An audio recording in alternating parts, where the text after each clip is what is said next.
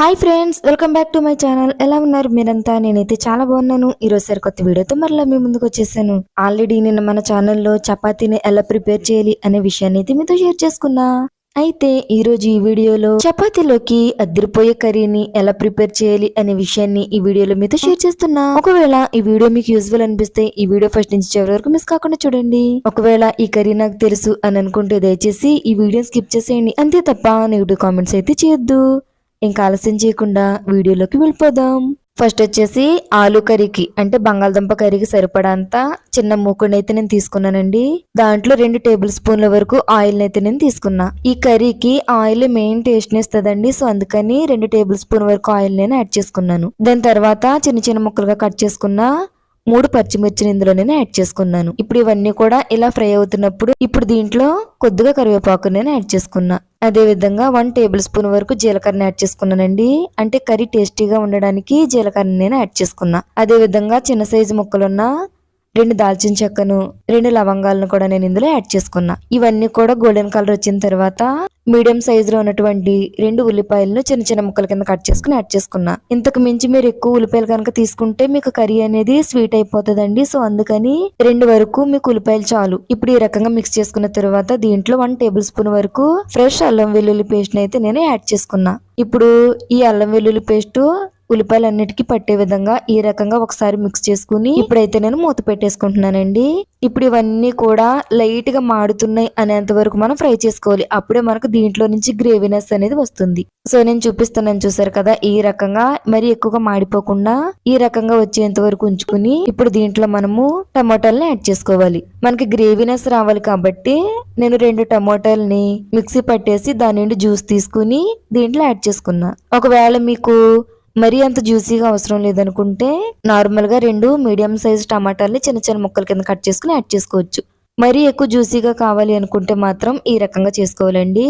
ఇప్పుడు దీంట్లో 1 tablespoon ధనియాల పౌడర్, 1/2 టేబుల్ స్పూన్ పసుపు, 1 tablespoon salt, 1/2 tablespoon garam masala, 1/2 teaspoon మిరియాల పౌడర్, 1 టేబుల్ స్పూన్ కారం, ఇవన్నీ కూడా నేను దీంట్లో యాడ్ చేశానండి. మీరు కావాలంటే జీలకర్ర పొడి కూడా యాడ్ చేసుకోవచ్చు. ఇవన్నీ హోమ్ మేడ్ ఏనండి.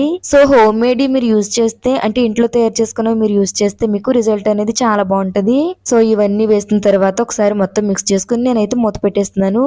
ఇప్పుడు ఆల్రెడీ పక్కనే నేను ఒక 3 బంగాళదుంపలు మీడియం సైజు ఉన్నటువంటి బంగాళదుంపలు, అదే విధంగా దీంట్లో 1/2 కప్పు వరకు పచ్చి బఠానీ, 2 కూడా నేను ఉడకబెడుతున్నానండి.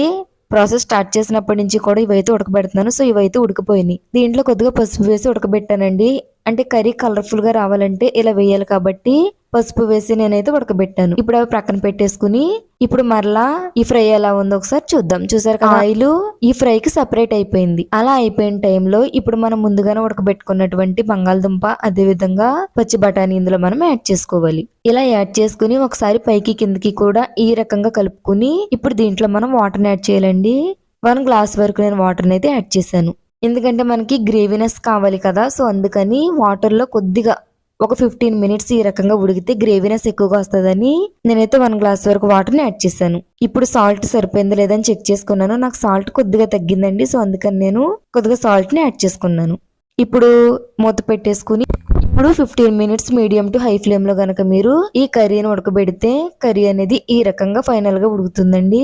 సో ఇలా వచ్చిన తర్వాత దీంట్లో మీ దగ్గర కొత్తిమీర అవైలబుల్ గా ఉంటే కట్ చేసిన కొత్తిమీర కొద్దిగా యాడ్ చేసుకోవచ్చు. అంతేనండి, చాలా ఈజీ ప్రాసెస్ తో చపాతీల్లోకి బంగాళదుంప కర్రీని ఎలా ప్రిపేర్ చేయాలి అనే విషయాన్ని అయితే వీడియోలో మీతో షేర్ చేసుకున్నా. కర్రీ అయితే చాలా అంటే చాలా టేస్టీగా ఉందండి.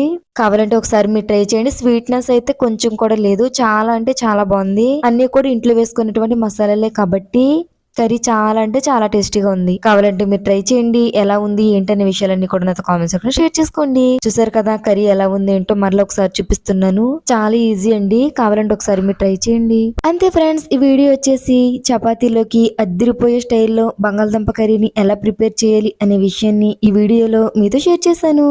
ఒకవేళ ఈ వీడియో కనుక మీకు యూజ్ఫుల్ అనిపిస్తే ఈ వీడియోని లైక్ చేయండి, షేర్ చేయండి. తప్పకుండా మన ఛానల్ కూడా సబ్స్క్రైబ్ చేసుకోండి. చాలా మంది వీడియోని లైక్ చేస్తున్నారు, షేర్ చేస్తున్నారు, కానీ ఛానల్ అయితే సబ్స్క్రైబ్ చేసుకోవట్లేదు. దయచేసి మన ఛానల్ కూడా సబ్స్క్రైబ్ చేసుకోండి. Bye friends.